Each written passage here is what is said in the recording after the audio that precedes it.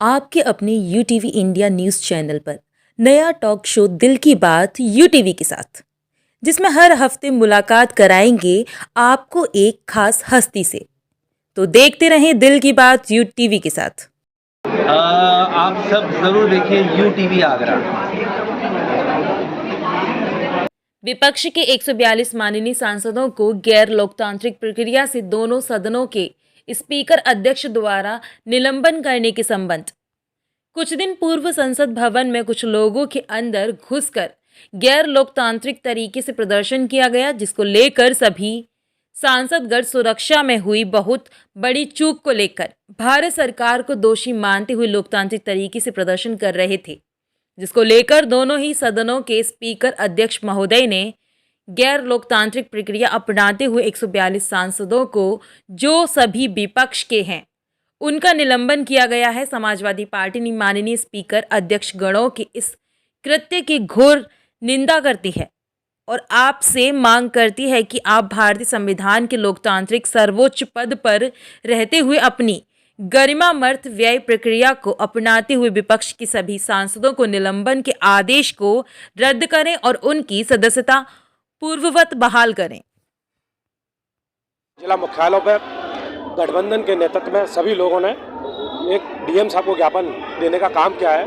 ऐसी सरकार को, तानाशाही सरकार को हम लोग जगाने आए हैं कि अगर इस सरकार ने इन लोगों का निलंबन वापस नहीं किया तो ये सभी गठबंधन के लोग कि आने वाले 2024 के चुनाव में इस चीज़ का बदला लेगी जनता कि 2024 के चुनाव में गठबंधन की सरकार पूर्ण बहुमत से बनकर जो सरकार जो हमारे इस तरीके से हनन कर रही है, आज किसानों के साथ में अत्याचार हो रहा है, व्यापारी के साथ में अत्याचार हो रहा है, दलितों के साथ में अत्याचार हो रहा है, जिस तरीके से आप देख रहे हैं, जिधर भी आंखें उठा के देखेंगे उस तरीके से अत्याचार के अलावा कोई नहीं। इंडिया गठबंधन के आह्वान पर जिस लोकतांत्रिक तरीके से 142 सांसदों को निलंबित कर दिया गया है, उसी के लिए सभी पार्टियों ने मिलकर के आज यहाँ मुख्यालय आगरा परिसर में धरना प्रदर्शन किया है कि सरकार से ये निवेदन करना चाहेंगे शांतिपूर्ण तरीके से कि जिस तरीके से लोकतंत्र का हनन हो रहा है और संविधान का हनन हो रहा है उसे जल्दी से रोक लिया, अन्यथा सभी पार्टियां इसी तरीके से सड़कों पर प्रदर्शन करने के लिए मजबूर रहेंगी। सरकार लोकतंत्र की हत्या करने पर तुली हुई है।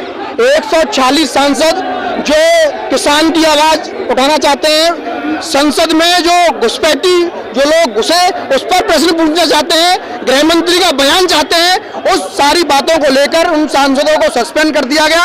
इन सब बातों को लेकर हम लोगों ने कलेक्ट्रेट का घेराव किया, ज्ञापन देने का काम कर रहे हैं। देश में जो लोग लोकतंत्र की दुहाई देते थे, लोकतंत्र बचाने की बड़ी बड़ी बातें करते थे, आज वो सारे लोग लोकतंत्र की हत्या करने पर तुले हुए हैं। समाजवादी लोग संविधान को बचाने के लिए अपने खून के खतरे तक को निछावर कर देंगे, लेकिन संविधान को खत्म नहीं होने देंगे। सरकार द्वारा लोकतंत्र की जो हत्या की जा रही है उसके विरोध में आज धरना प्रदर्शन दिया जा रहा है।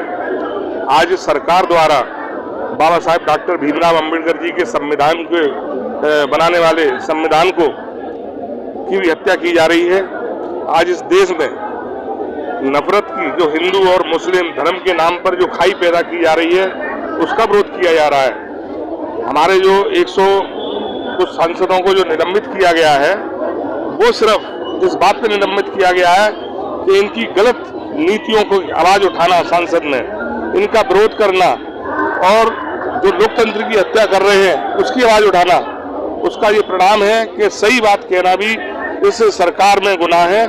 इसलिए उनको भी निलंबित किया गया है और इनकी जो साजिशें हैं विपक्ष को खत्म करने की, क्योंकि सीबीआई, ईडी, इनकम टैक्स लगाकर विपक्षी दलों का मनोबल तोड़ा जा रहा है। सांसदों को निलंबित किया है लोकसभा में, उसको लेकर हम लोगों ने यहाँ धरना प्रदर्शन किया है कलेक्ट्रेट पे, और जो धरना प्रदर्शन किया है राष्ट्रपति महामहिम को हमने ज्ञापन दिया है।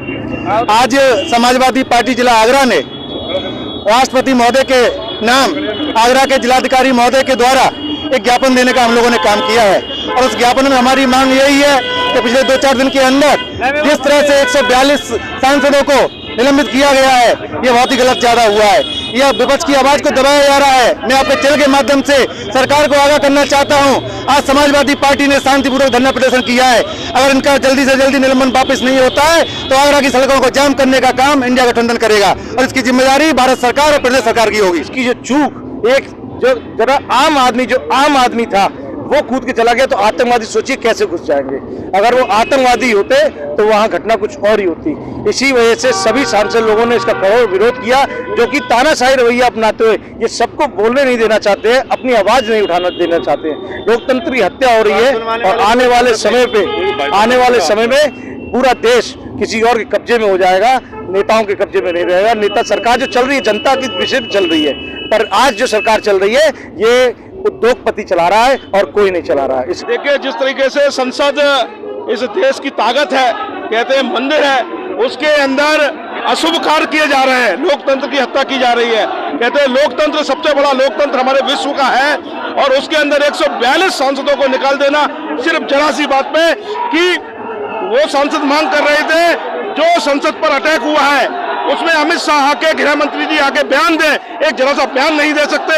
और बिधूली साहब जो कि संसद की गरिमा को तार-तार करते हैं, उनके खिलाफ कोई कार्रवाई नहीं होती है, बल्कि और अनेक सांसद उनके फेवर में खड़े हो जाते हैं। तो निश्चित रूप से संसद में उपसभापति जी भी सही तरीके से कार्य नहीं कर रहे हैं, निष्पक्ष कार्य नहीं कर रहे, एक जज की भूमिका नहीं निभा रहे हैं। हम इसकी घोर भर्त्सना करने आए, निंदा करने आए, लोकतंत्र की जो हत्या हो रही है उसकी निंदा करते हैं और इन निलंबन वापस लिया जाए और निश्चित रूप से इस पर चर्चा कराई जाए।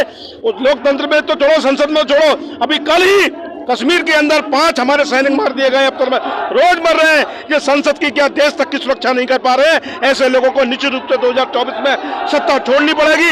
इंडिया गठबंधन ने कमर कस ली है कि इस बार अखिलेश यादव जी के नेतृत्व में 80 लोकसभा क्षेत्र जीतेंगे। बहुत जो संसद में हमला हुआ है और सरकार ने 142 सांसदों का निलंबन किया है, हम उसी विषय में आज इंडिया गठबंधन के रूप में यहाँ पर आए हैं और अपनी ये मांग कर रहे हैं कि उनको दोबारा से बहाल किया जाए।